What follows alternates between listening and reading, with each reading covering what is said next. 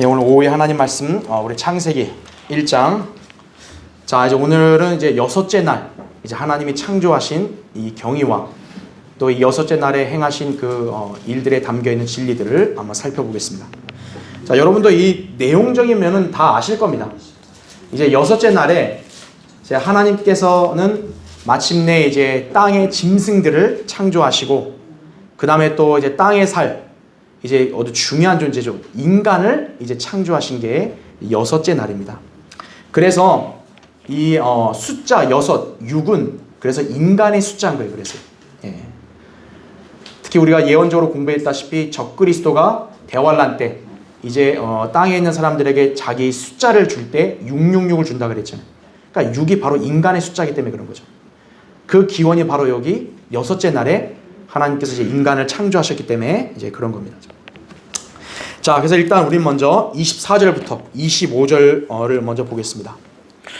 하나님께서 말씀하시기를 땅은 생물을 그 종류대로 내되 가축과 또 기어다니는 것과 땅의 짐승을 그 종류대로 내라 하시니 그대로 되니라 하죠. 하나님께서 땅의 짐승을 그 종류대로, 가축을 그 종류대로, 땅 위를 기어다니는 모든 것을 그 종류대로 만드시니라. 하나님께서 보시니 그것이 좋았더라. 이렇게 말씀을 하고 있습니다. 자, 이제 그 교환을 보세요. 첫 번째, 창조 여섯째 날 하나님께서는 먼저 땅의 모든 짐승을 종류대로 창조하셨다 이거죠. 그러니까 이것은 다윈의 진화론에 오염된 현대 지성인들의 어리석음을 입증하고 있는 거예요. 진화론 자체가 뭡니까? 그 인간과 동물이 바로 이렇게 생긴 게 아니고 어떤 과정을 통해서 진화됐다고 얘기하잖아요. 근데 그거는 성경에서 딱 벌써 정면으로 그것이 잘못됐음을 선언을 하죠. 하나님은 어떤 과정을 통해서 창조를 하신 게 아니라 이미 종류대로 딱 무에서 유를 만드신 거예요. 자, 진화론이 보통 어떤 걸 주로 가설을 얘기했냐면 인간이 유인원에서 나왔다는 거죠. 그래서 여러분도 많이 뭐 옛날에 이제 학교에서도 막 이렇게 가르쳤잖아요. 인간이 무슨 호모 사피엔스 호모 이렇게 네르탈인 막 해가지고 그런 옛날에 원숭이처럼 생긴 그런 선조가 이제 인간으로 진화했다 이렇게 가르치잖아요, 학교에서. 그건 과학이 아니라 가설이죠, 그렇죠? 생물들이 어떤 존재로부터 진화했다는 이론은 지극히 비논리적이에요. 그렇죠? 여러분, 원숭이하고 인간이 연결고리가 있나요? 없잖아요. 그렇죠? 다른 동물도 마찬가지예요. 뭐 또 연결고리가 전혀 없어요. 그러니까 전혀 논리적으로도 안 맞고 과학적이지도 않은 거예요. 근데 세상은 그런 진화론을 과학으로 간주해서 가르치려고 하죠. 그렇죠? 자, 본문에 나온 대로 모든 생명체는 인격 있는 창조주께서 종류대로 만드심으로 나온 것이다 이거죠. 네. 그러니까 우리가 기억해야 될 게요. 제가 한번 다음 시간 아니고 다다음 시간에 좀 강의를 하겠지만 생명이 나오는 것은요, 생명이 있는 존재로부터 나오는 거죠. 무생명에서 생명이 나올 수 있나요? 없다고요. 그렇죠. 자, 생명체들이 있다. 생명을 지닌 동물이나 인간이나 생명체 있는 존재들이 나온 건 바로 뭐 때문에겠어요? 그 인간과 동물을 만든 분이 인격 있는 분이다라는 거죠. 생명 있는 분이시기 때문에 그런 거죠. 그 창조주께서 종류대로 만드셨다. 가축은 가축이 있는 종류대로, 땅의 짐승들은 짐승들의 종류대로, 그렇죠? 뭐 야생동물이든 뭐든 종류대로 그렇게 만드신 거죠. 자, 두 번째 보세요. 교환에 인간은 항상 인위적으로 무언가를 만들어내려고 하지만 자연은 그대로 내버려둔 상태에서 생물들이 종류대로 번식하게 되어 있다라는 거죠. 자꾸 복잡스럽게 뭘 이렇게 자꾸 조합시키고 만들려고 하는 게 인간인데, 사실 자연 생태계는 어때요? 인간이 그런 수작을 안 부려도 그대로 놔두면 그대로 번식하게 돼요. 그렇죠? 왜 그런지 보세요. 괄호 1번. 자연과 우주에는 정해진 법칙 체계가 있다 이거죠. 이는 음악과 미술 등에도 고스란히 반영이 되는 거예요. 제가 예전에 한번 7체계 한번 강의한 적 있잖아요. 음악도 70개가 딱 돼 있잖아요. 왜 하필 그렇겠냐 이걸. 하나님이 그 법칙을 정했잖아요. 그렇죠? 색상, 뭐 명암, 채도 이런 것도 다 구성되어 있잖아요. 그림에도. 하나님이 그 법칙 체계를 정해놨기 때문에 그게 반영이 되는 거죠. 그러나 이러한 법칙과 질서의 파괴가 누구에서 자행되고 있냐? 타락한 인간에 의해서 자행되고 있는 거죠. 왜 그럴까요? 인간 안에 그 죄의 본성에는 어떤 특징이 있냐면 하나님처럼 되려고 하는 그런 본성이 의외로 있어요. 그 인간이 바로 자기를 높이는 거죠. 나는 이 정도 되는 존재다. 그래서 인간이 어떤 걸 자꾸 시도하는 거예요? 자기들이 뭘 만들려고 하죠, 자꾸. 예. 그리고 그러면서 인간이 마치 그 모든 것보다 더 위에 있는 그런 존재로 스스로를 추켜 세우려고 하죠. 예. 그런 것들 때문에 지금 뭐냐면 자연이나 사회의 여러 구성 요소들이 다 파괴된 이유가 그거예요, 바로. 인간이 하나님을 흉내내려고 하는 거예요. 인간이 뭔가를 스스로가 만들어내고 그거를 이렇게 관장할 수 있는 것으로 착각을 하는 거죠. 예. 혹은 그보다 더 나은 생활 방식을 만들어내려고 시도했을 때 저질러지는 행위이기 때문에 바로 이 타락한 인간에 의해서 법칙과 질서가 계속 파괴가 되고 있는 거다라는 거죠. 여러분 어때요? 온난화도 왜 자꾸 생기는 거예요? 인간이 자꾸 뭘 만들고 이렇게 자동차든 무슨 뭐 실내외 그 있잖아요. 뭐 이렇게 난방기든 냉난방기든 뭐 이런 걸 자꾸 만들어서 하다 보니까 공기가 오염이 되죠. 그 오존층도 파괴가 되고. 그죠? 자, 그렇게 보시면 돼요. 자, 바로 2번. 인간의 이런 무정부 상태는 무질서와 비이성을 용납할 뿐만 아니라 심지어 그것을 예술적이라는 말로 미화시키고 있다라는 거죠. 얼마나 예술이란 말 갖다 붙이는지 보세요. 네. 나체를 갖다가 그것도 예술이라고 그러는 거예요. 그것도. 그걸 그림을 그려놓고. 자, 인간들이 모인 데는 뭐냐? 정부가 제대로 된 상태예요? 아니에요. 무정부예요. 자, 인간은요 어떤 속성이 있냐면요, 법칙과 질서에 순응하는 걸 안 좋아해요. 항상 자기 마음대로 이거를 벗어나서 뭘 하고 싶어 하는 게 인간의 본성이 있어요. 그러니까 인간은 어떤 질서와 법 안에요 매여 있는 걸 싫어해요. 항상 뭐든지 거기서 벗어나서 뭘 하고 싶어 해요, 인간은. 그런 것 때문에 결국 하나님께서 만들어 놓으신 자연 법칙과 질서 체계가 자꾸 무너지는 거죠. 그것 때문에. 세상은 지금 온갖 형태로 어떻게 하냐? 연합이라는 이름하에 이질적인 요소들을 하나로 묶으려고 한다는 거죠. 하나님은 종류대로 다 따로따로 만드셨고 창조했는데 인간들이 어떻게 하는 거예요? 그거를 다 짬뽕을 시키는 거예요. 무엇으로? 과학이나 예술이라는 명목으로. 그렇게 하고 있는 거죠. 그래야 마치 지적이고 시대에 뒤떨어지지 않는 것으로 그렇게 여기는 거예요. 성경에 있는 그대로를 믿으면 어떻게 되는 거예요? 저 사람은 낡고 구식인 걸 추구한다. 이렇게 얘기하는 거예요. 아, 좀 뭔가 이제 시대가 바뀌었으니까 좀 새로운 거를 이렇게 알아야지. 그 성경 언제적 얘기를 하고 있어? 막 이런 식으로 간다라는 거죠. 네. 자, 괄호 3번 보세요. 그러나 연합은 하나님께서 창조하실 때 이미 완성된 것이다. 인간이 애써 연합을 만들 필요 하지 말아요. 이거예요. 하나님이 이미 필요한 것들은 다 연합을 해놓으신 거예요. 여기도 보면 가축끼리 묶었잖아요. 땅의 짐승, 야생끼리 묶었잖아요. 하나님이 이렇게 묶어놨으면 이미 그 안에 연합이 된 거예요.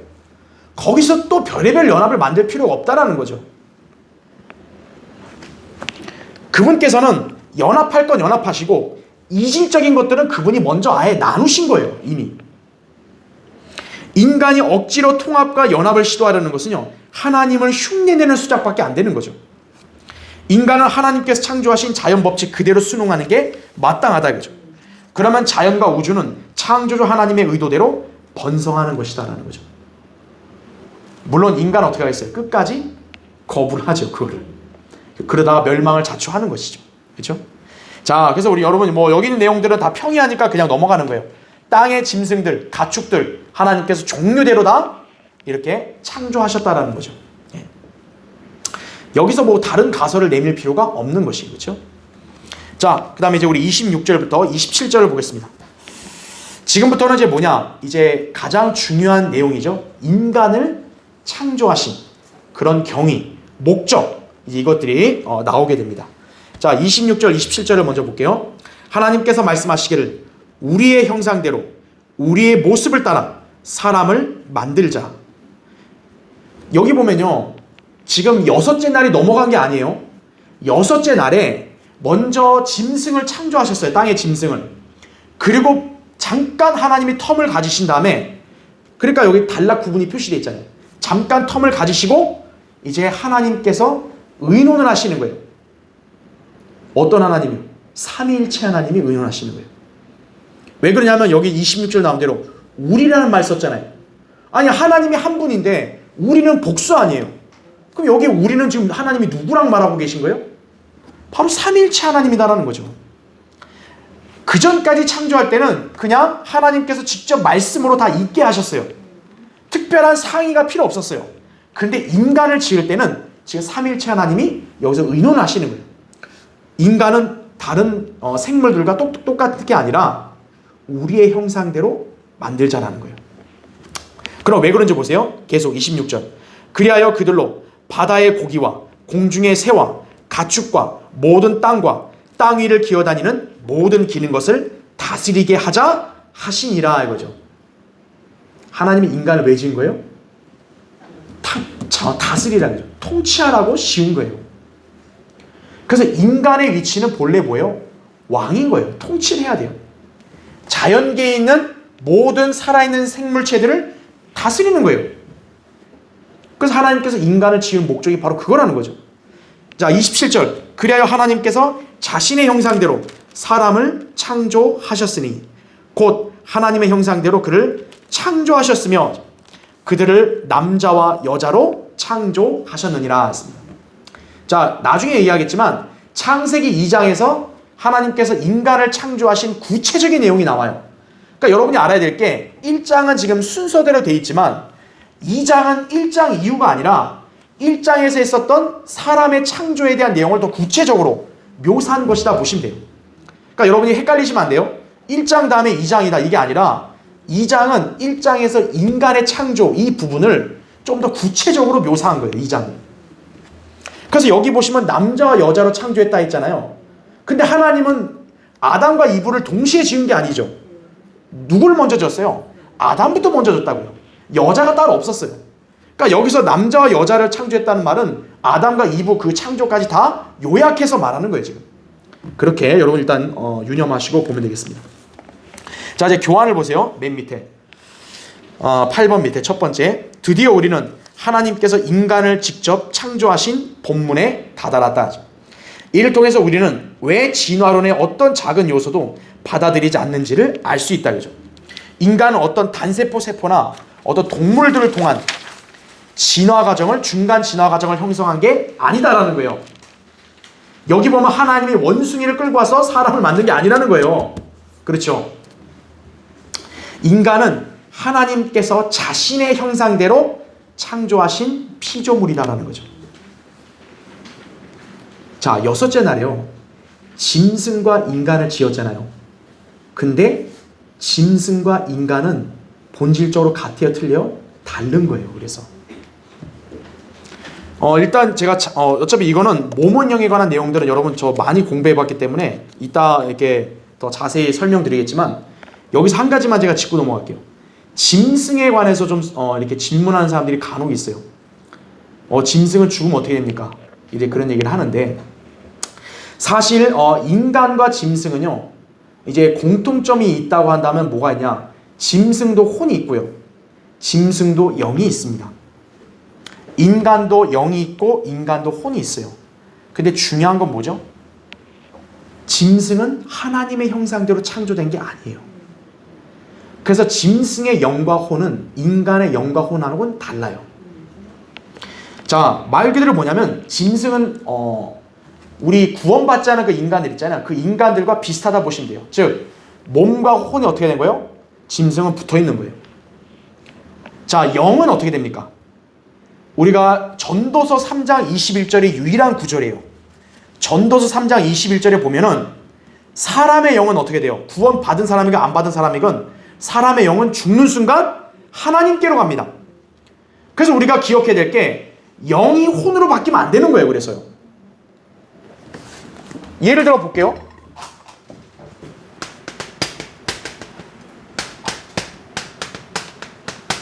자, 짐승과 인간이 분명히 비슷한 구조가 뭐냐면 몸원형이 있단 말이에요.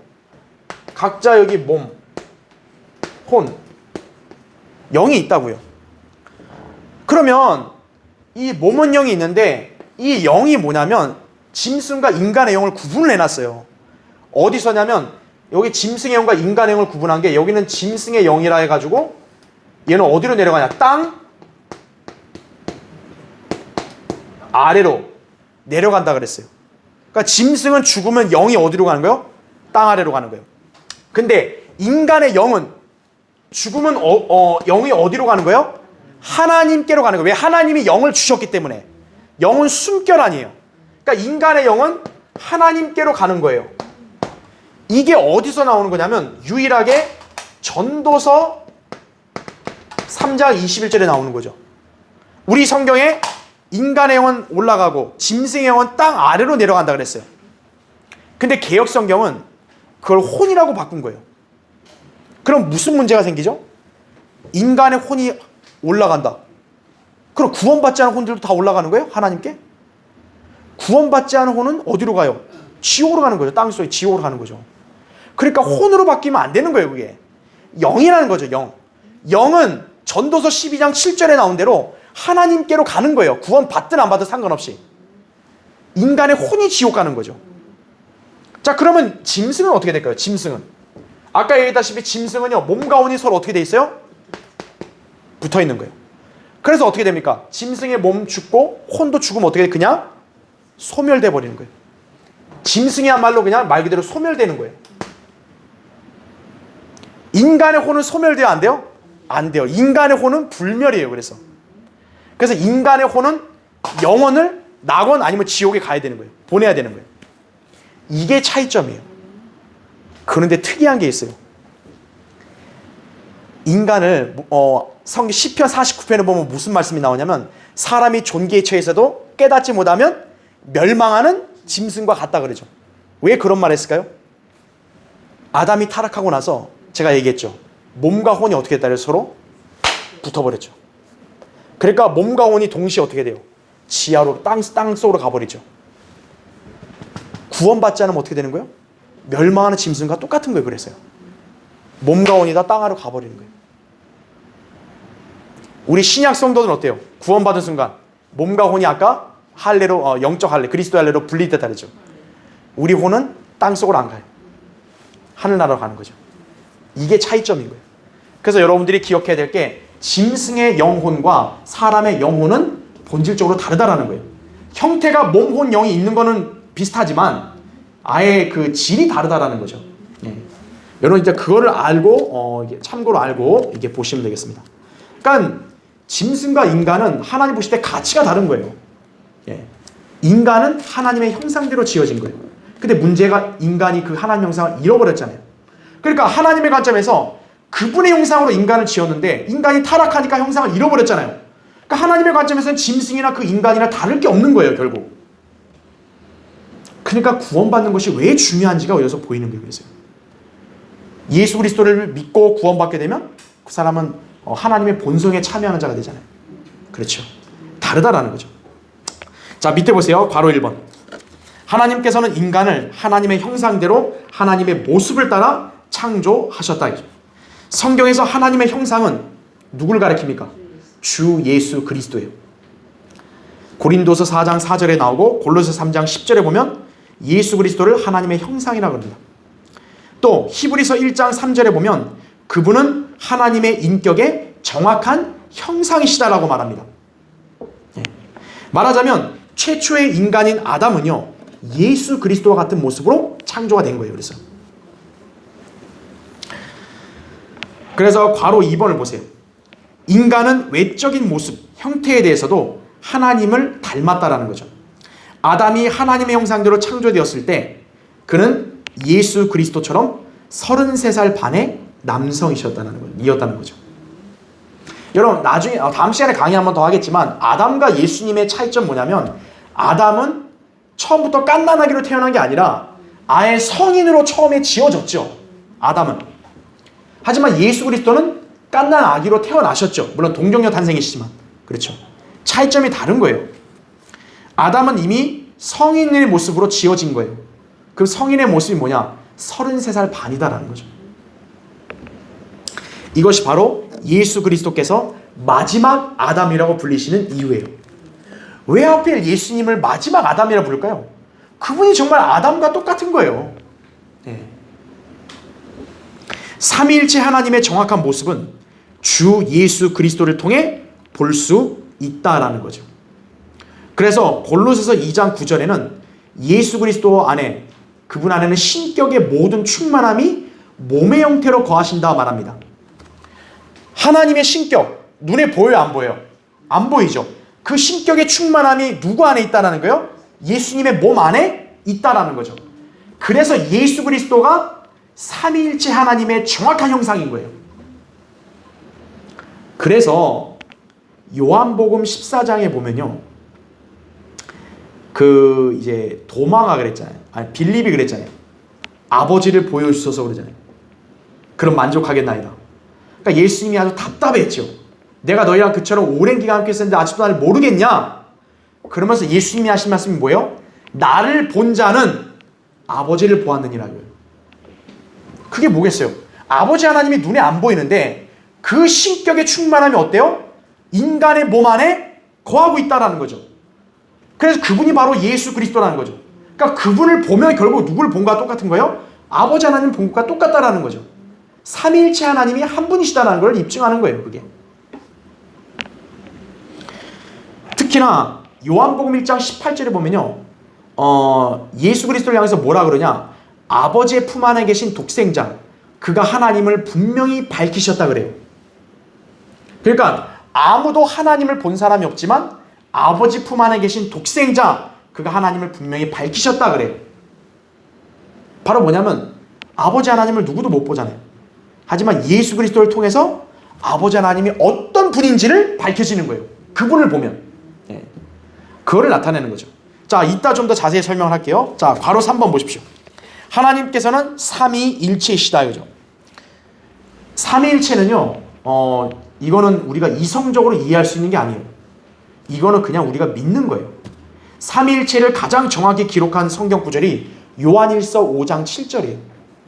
하늘에서 증거하시는 이가 세 분이시니 아버지와 말씀과 성령이시오. 이 세 분은 하나이심이라고 했거든요. 이게 삼위일체예요. 그래서 삼위일체 하나님을 각각 어떻게 나눌 수 있냐면 아버지 하나님은 바로 하나님 자체이신 혼이죠. 그 다음에 아들 하나님은 바로 말씀, 그렇죠? 그분은 예수 그리스도는 몸이시죠. 몸으로 오셨죠. 그 다음에 영 누구예요? 성령 하나님이시죠. 이렇게 세 위격으로 구성되어 있다라는 거죠. 그러면서 이 세 위격이 한 분을 구성하고 있는 것이다 이거죠. 그래서 우리는 이 점을 어디를 보면 알 수 있냐? 태양을 보면 알 수 있는 거예요. 그 밑에 동그라미 1번 보세요. 로마서 1장 20절에는요. 세상의 창조 때부터 그분에 속한 보이지 않는 것들이 분명히 보여졌고 심지어는 그분의 영원한 능력과 신격까지도 자 어떻게 돼 있대요? 만들어진 것들에 의해 알려졌다 말합니다. 그러니까 저 미개인들은 하나님 모르던데요? 그런 질문을 할 수 있잖아요. 그런데 성경에서 어떻게 말씀한 거예요? 세상의 창조 때부터 보이지 않는 하나님을 알 수 있겠다라는 거예요. 무엇으로 알 수 있겠다는 거죠? 그분이 창조한 것들을 통해서 하나님이 어떤 분이신지를 알겠다라는 거예요. 대표적인 게 바로 뭐냐면 태양이죠. 태양을 보면 하나님이 어떤 속성을 가지셨는지를 알게 되는 거예요. 그래서 로마서 1장 20절에 보면 아까 우리 읽었던 대로 영원한 능력과 신격까지도 만들어진 것들이 알려졌다. 만들어진 게 바로 태양 아니에요. 태양으로 우리는 알 수 있는 거예요. 그 2번 보세요. 밑에. 자, 태양은 어떻게 구성되어 있습니까? 자, 태양은 몇 개예요 원래? 태양은 하나예요. 근데 하나의 태양 안에 세 가지가 있는 거죠. 자, 거기 보이다시피 느끼기는 하지만 볼 수 없는 열선이라는 게 있습니다. 여러분 태양을 통해 열을 느끼죠. 근데 여러분 열을 볼 수 있어요? 못 보죠. 그래서 이게 바로 영을 예표하는 거죠. 그 다음은 볼 수는 있지만 느끼지는 못하는 가시광선이 있다. 그죠? 태양의 가시광선이 때로는 우리 눈에 보여요. 하지만 그게 어떤지 우리가 피부로 느낄 수는 없죠. 바로 이건 몸에 해당되는 거죠. 예수 그리스도를 볼 수는 있지만 느끼는 건 아니잖아요. 그 다음에 마지막, 볼 수도 느낄 수도 없는 화학선이 있다 이거죠. 바로 이게 혼인 거예요. 혼. 자, 하나님의 혼도 그렇고 인간의 혼도요, 볼 수도 느낄 수도 없는 거예요. 그렇게 우리가 볼 수 있습니다. 자, 그래서 동그라미 3번, 태양 이외에도요 우주 안에 있는 모든 것들이 정확히 뭐로 나눠져요? 셋으로 나눠지는 거예요. 예. 자, 여러분 뭐 이제 시간이 없기 때문에 제가 예를 하나 들면요, 어떻게 뭐 들 수 있냐? 사람, 몸, 혼, 영 셋으로 나눠지죠. 그 다음에 가족도 남자, 여자, 자녀. 그 다음에 실제도 어때요? 공간, 물질, 시간. 공간도 길이, 넓이, 깊이.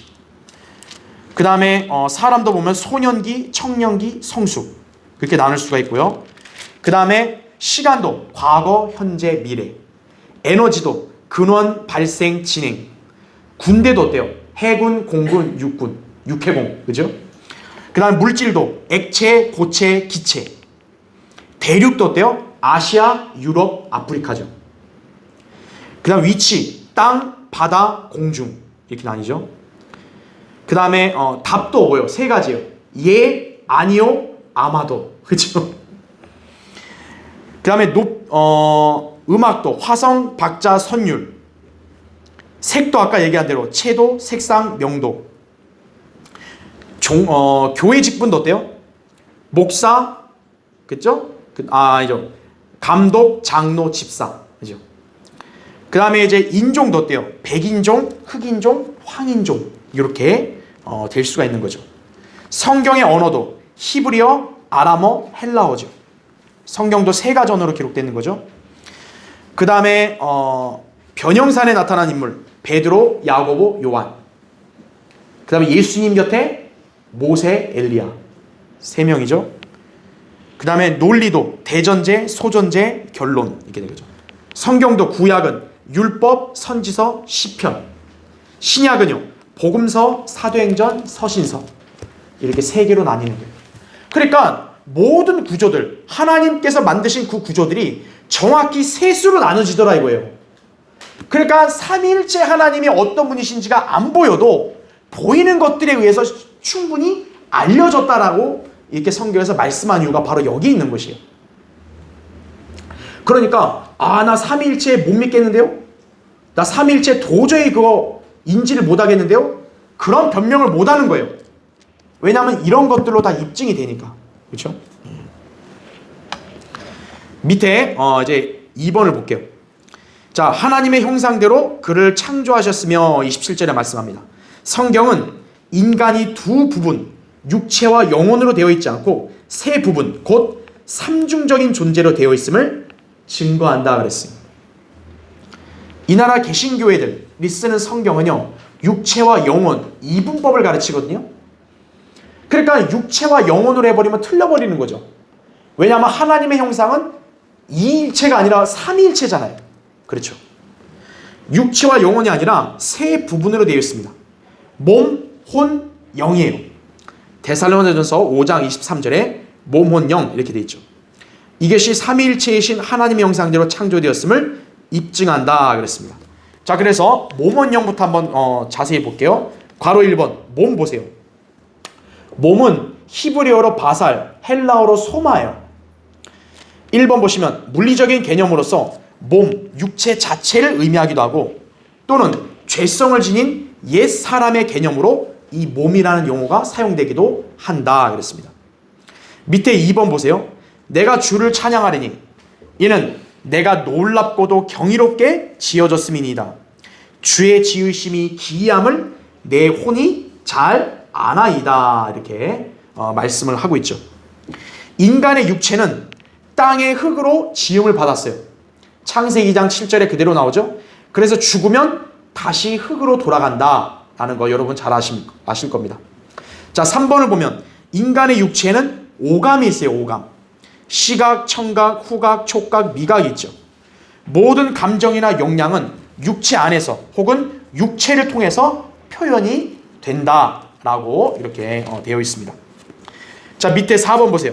에덴 동산에서 죄로 말미암아 타락한 인간은 그 이후로 죽을 운명을 가지고 태어나게 된다 이거죠. 그러니까 실제로 하나님께서 아담 보고 죽는다 했을 때 가장 먼저 영이 죽었고 그 다음 실제로 몸도 죽게 되는 거죠. 그렇죠? 자, 몸은 하나님께서 땅의 흙으로 인간을 지으셔서 만든 것이다 이 보면 됩니다. 밑에 괄호 2번 보십시오. 자, 영은 뭐냐? 히브리어로 루아흐, 헬라어로 푸뉴마예요. 자, 1번 보시면 영은 바람이나 공기로 비유된다. 이것은 모든 사람에게 마찬가지고 동물들에게도 마찬가지다 그랬어요. 창세기 2장 7절에 보면 하나님께서 땅의 흙으로 사람을 지었어요. 근데 흙으로 지은 거는 무생물 아니에요. 거기에 뭐를 넣었어요? 생명의 호흡을 불어넣으니까 살아있는 존재가 된 거죠. 생명의 호흡, 바로 그게 영이죠, 영. 그래서 성경에서 영은 바람으로 보통 예표해서 말하기도 한다는 거죠. 그래서 에스겔 37장에 보면은 마른 뼈들의 환상이 있어요. 마른 뼈들이 있는데 뼈를 잘 맞추고 심줄까지 다 났는데 뭐가 없냐? 호흡이 없는 거예요. 그러니까 호흡을 넣으니까 살아있는 존재가 됐죠. 바로 영이 그런 역할을 하는 거예요. 네. 자, 그 다음 페이지 보십시오. 네. 그래서 2번 보시면 하나님께서는 아담을 창조하실 때 생명의 호흡을 주셨다. 이것이 바로 영인데 영은 인간에게 하나님과 연교할 수 있도록 곧 하나님을 의식하게 해준다라는 거죠. 영은 몸이나 혼보다 한층 더 깊은 층에 속하며 그 자체의 고차원적인 감각과 역량이 인간으로 하여금 하나님과 직관과 양심으로 관계를 맺는 것을 가능케 한다라는 거죠. 이 영의 세계는 굉장히 복잡하잖아요. 혼이나 몸보다 더 복잡하고 심오하거든요. 근데 인간은 이 영을 통해서 어때요? 고차원적인 감각을 발휘할 수 있어요. 대표적인 직관이죠. 그래서 그거를 보통 육감이라고 하잖아요. 육감. 어떤 사람이 보거나 듣지도 못했는데 알아맞혀요. 그게 육감이거든요. 그러니까 영의 세계는 그런 고차원적인 감각이 있는 거예요. 그리고 양심이 있습니다. 양심. 특히나 이 양심은 구원받은 성도들이 지닌 선한 양심과 관계 있죠. 구원받은 성도들이 어떤 거를 행해요. 그거는 왜 행하는 거예요? 자신 안에 계신, 영 안에 계신 성령님이 그렇게 하라고 얘기하니까 양심이 어떻게 해야 되는 거예요? 발동을 하는 거죠. 발동을 해서 하라니까 내가 하겠습니다. 이렇게 자세가 나오는 거죠. 그래서 영은 바로 직관과 양심을 통해 하나님으로 하여금 관계를 맺게 한다는 거예요. 그런데 아담이 타락하고 나서 어떻게 됐어요? 인간의 영이 죽어버렸잖아요. 그러니까 영이 죽어버리니까 어떻게 돼요? 하나님에 대한 어떤 그런 고차원적인 감각이나 양심이 어떻게 된 거예요? 죽어버린 거예요. 그러니까 구원받지 않은 죄인들은 하나님께서 뭐 어떻게 하라는 거에 대해서 전혀 인지를 못하고 그거에 대한 양심의 찔림도 없는 거예요.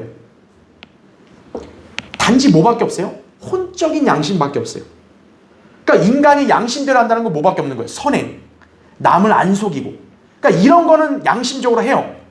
근데 하나님과 연관된 것들에 대해서는 어때요? 양심이 이미 죽어버린 거예요. 죽어 있는 거죠. 영이 죽었으니까.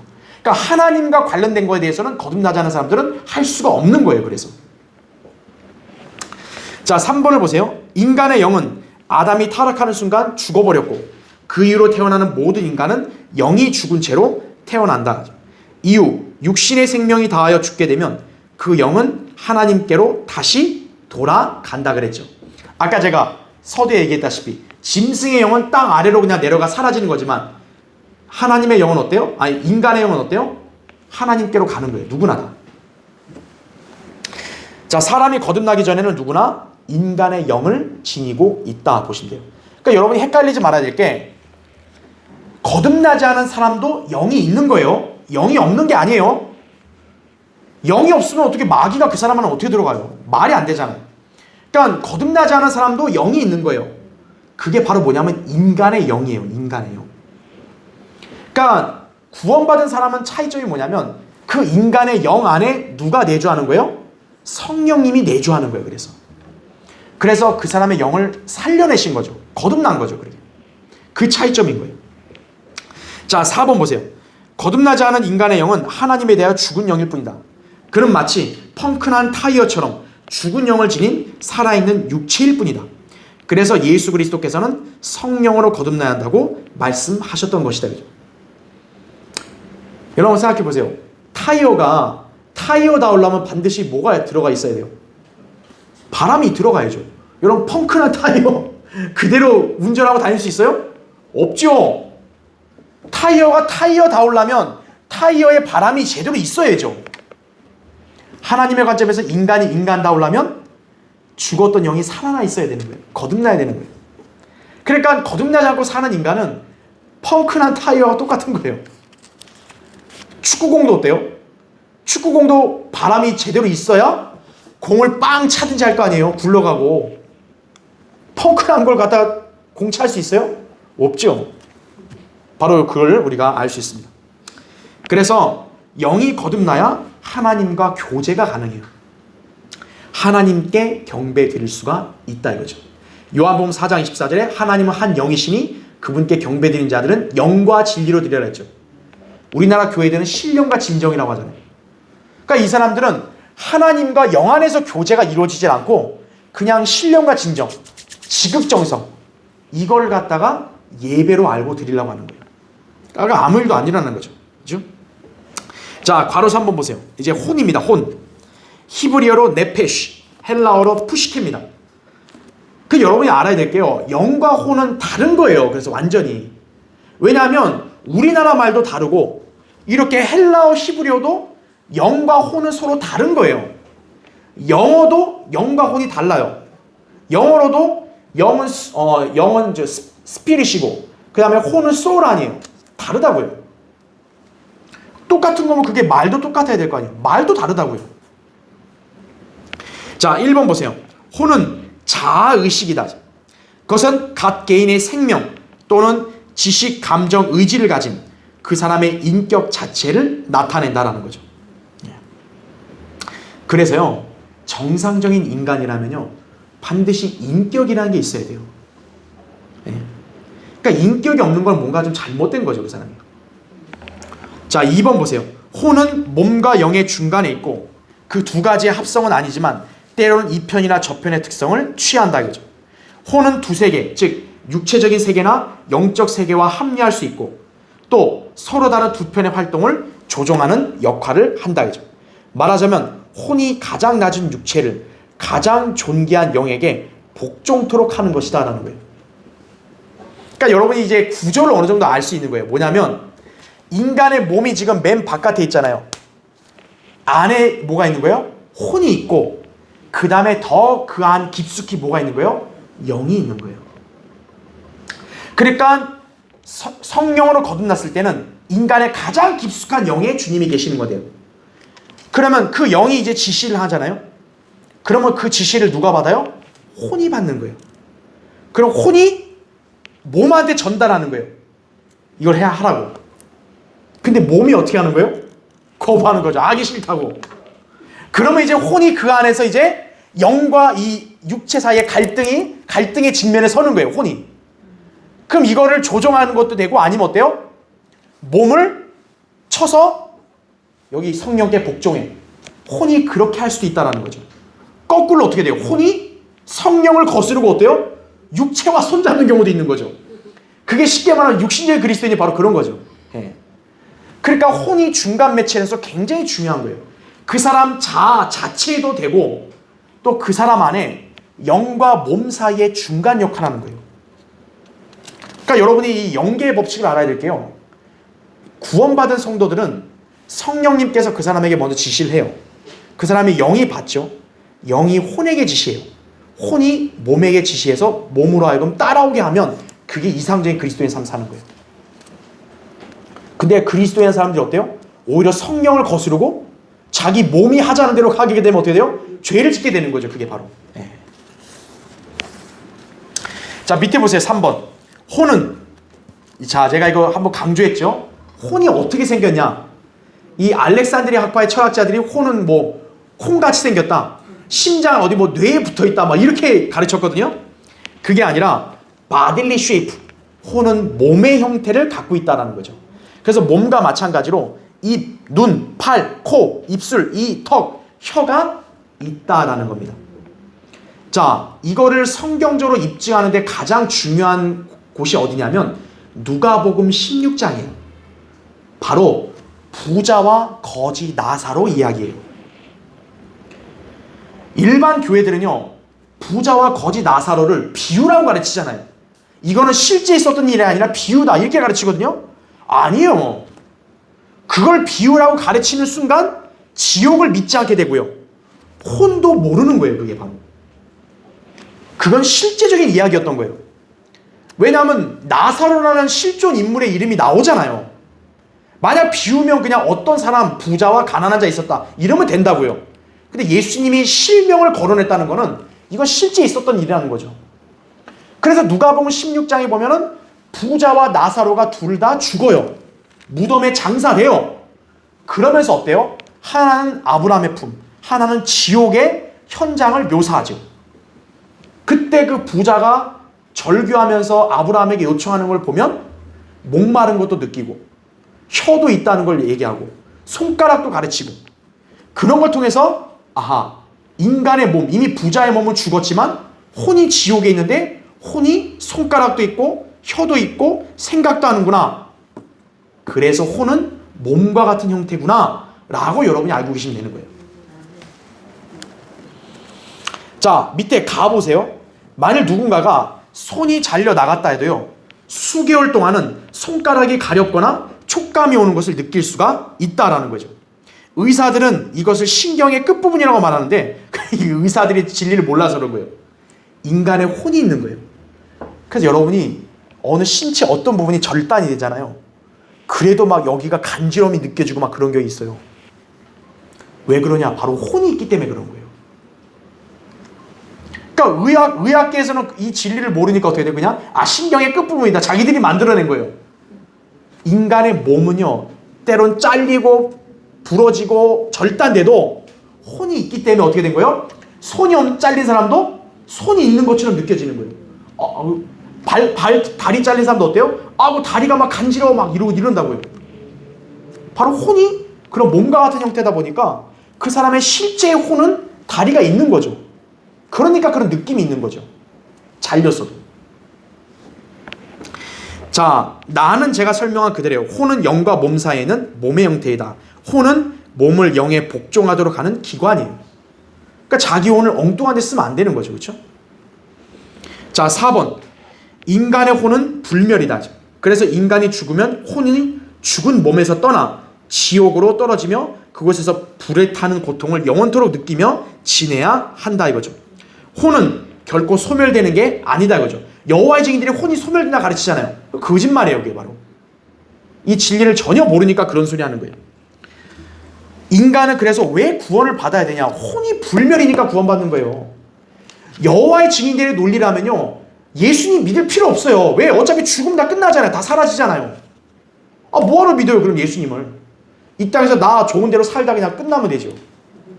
혼이 불멸이니까 그러는 거예요.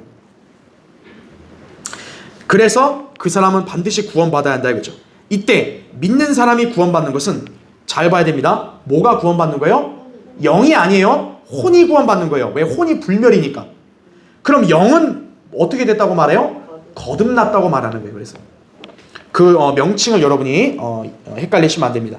베드로전서 1장 9절이나 야고보서 1장 21절, 히브리서 10장 39절에 나오죠. 자, 세 번째 보세요. 아담의 타락 이후 구약 성경에서 혼은 몸에 붙어있게 되었고 영은 죽게 되었다. 이것은 이 시대에 거듭나지 않은 모든 인간들의 모습이기도 하다. 아까 제가 설명했죠? 아담이 타락하고 난 이후에 영은 죽었고 몸과 혼이 붙어버렸어요. 그래서 밑에 보세요. 괄호 1번. 인간의 타락 후에 자신의 혼은 사망의 몸에 붙어버렸다. 그 결과 구약에서는 이 혼이란 단어를 몸과 동의어로 사용하고 있고 또 사람 자체를 지칭하기도 해요. 자, 우리 한글 킹제임 성경은 한글로 사람과 혼 이렇게 단어가 따로 있어 구별을 해놨잖아요. 근데 영어 킹제임 성경에 보면요, 사람이라는 단어에 우리 성경에 사람에 대한 단어가 영어로 soul로 되어 있어요. 그러니까 많은 사람들이 헷갈려하는 거예요. 구약에서 soul이라 되어 있으니까 구약 성경에 보면 이 soul이 죽는다는 말도 나오고 소멸된다는 말 나오니까 봐라 혼이 소멸되지 않냐 그렇게 얘기하는 거거든요. 근데 구약에서는 몸과 혼이 붙어 있었기 때문에 그 사람의 혼이 곧 뭐하고 혼용되는 거예요? 몸과도 같게 혼용될 수 있고 그 사람 자체를 지칭할 수도 있는 거예요. 그래서 구약 성경의 용례를 여러분이 잘 유념하고 봐야 되는 거예요. 그냥 soul이라는 단어를 봤을 때 불멸인데 여기 왜 죽는다는 말 나왔지? 그때 혼이 말하는 게 우리가 말하는 불멸의 혼이 아니라 그 사람의 생명, 몸을 지칭한다라고 보시면 되는 거예요. 그래서 혼이 죽는다는 말을 구약에 썼던 이유가 바로 그거예요. 그래서 자, 그 다음 페이지 보세요. 이제 마지막 페이지죠. 그래서 육신적 생명의 개념으로 사용되다 보니까 구약에서는 혼이 살거나 죽을 수 있는 것으로 그렇게 묘사가 돼요. 창세기 19장 20절이나 에스겔 18장 4절에 보면 혼이 죽는 것으로 표현합니다. 영어로 보면 soul이라는 말이 나오면서 죽는 것으로 표현돼요. 그게 뭐냐면 바로 우리의 불멸의 혼을 말하는 게 아니라 우리 몸, 또 우리 생명, 구약에서는 그걸 똑같이 지칭했다. 이렇게 보시면 되는 거예요. 괄호 2번 보세요. 이 사실로 인해 여호와의 증인들은 혼이 몸과 같이 무덤으로 가서 소멸된다고 주장해요. 그런데 성경에서 놀랍게도요. 사람이 죽으면 혼이 떠난다는 말을 하는 구절이 있어요. 자, 제가 거기 구절에 표시해놨죠. 창세기 35장 거기 18절 거기 보세요. 교환해. 그녀의 혼이 떠나려 할 때 하면서 가로치고 뭐라고 그래요? 이는 그녀가 뭐라 그래요? 죽었습니다. 이게 누구냐면 바로 야곱의 아내인 라헬이에요. 라헬이 이제 막내 아들 베냐민을 이제 난산이다 보니까 이제 그 베냐민을 낳고 이제 죽음을 앞두게 된 거예요. 그래서 산파가 이제 진정시키고 너 아들 낳는다. 그런데 이제 라헬이 이 베냐민을 낳고 죽었거든요. 그때 성경에서 표현할 때 그녀의 혼이 어떻게 된다 그래요? 떠나려 할 때라는 표현을 씁니다. 라헬이 죽는 걸 뭐라고 해요? 혼이 떠난다고 써요. 혼이 소멸된다고 쓰지 않았다고요. 그러니까 사람이 죽으면 혼은 어떻게 된다는 거예요? 몸에서 떠난다라는 거예요. 그 옛날 그 소위 미신 믿는 사람들도 그런 얘기 하잖아요. 혼이 떠난다 그러잖아요. 자, 괄호 3번. 구약에서 영이 거듭난 사람은 아무도 없었다. 구약 성도들은 모두 믿음과 행위로 자신의 의를 지킴으로써 구원받았죠.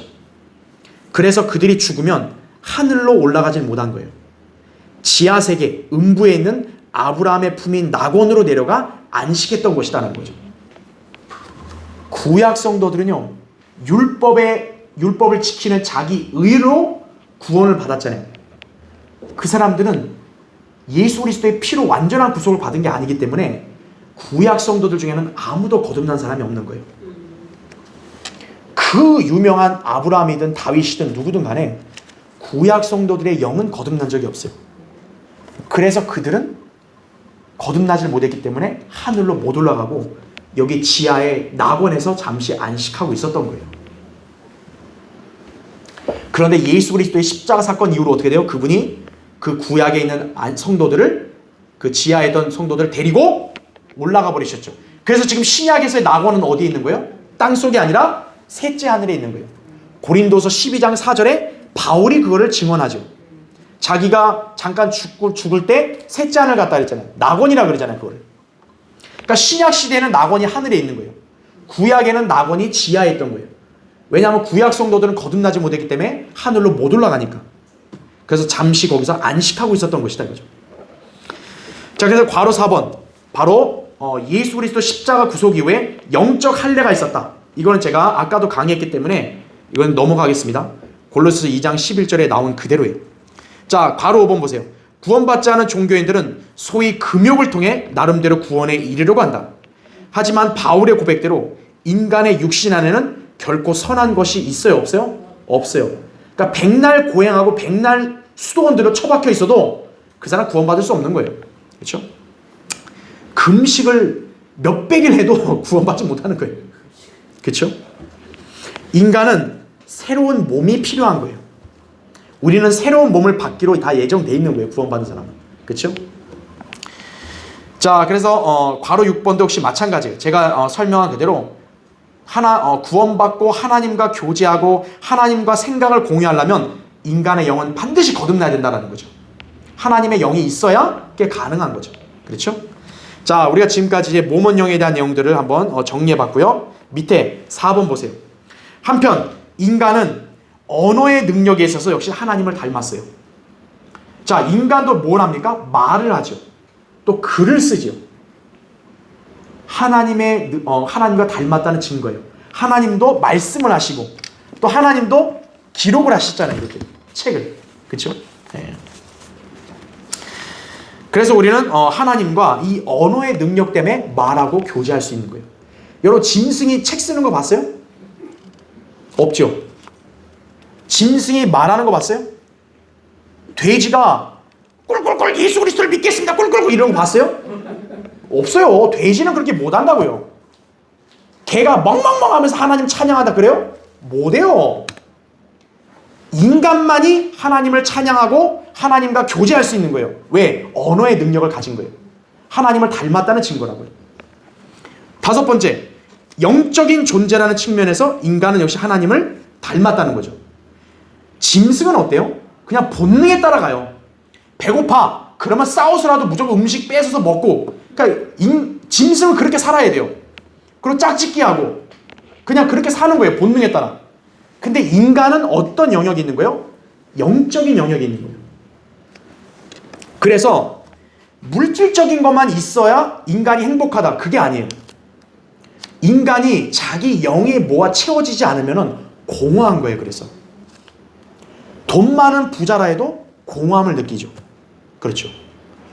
가장 높은 권세를 가진 사람도 공허함을 느끼죠.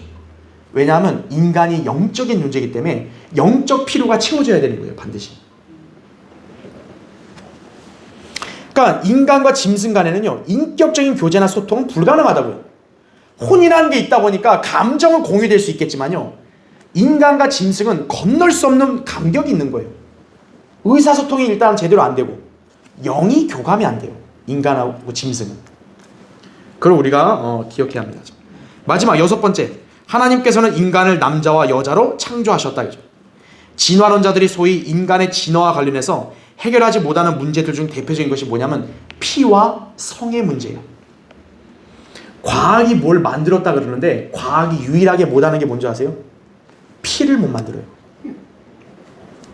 피를 못 만들어요. 로봇은 만들지만 피는 못 만들어요. 그렇죠. 그리고 과학이 성을 함부로 결정짓지 못해요. 그렇죠. 트랜스젠더야 지들이 억지로 바꾼 거죠. 그렇죠. 본래의 성은 누구도 못 바꾸는 거예요.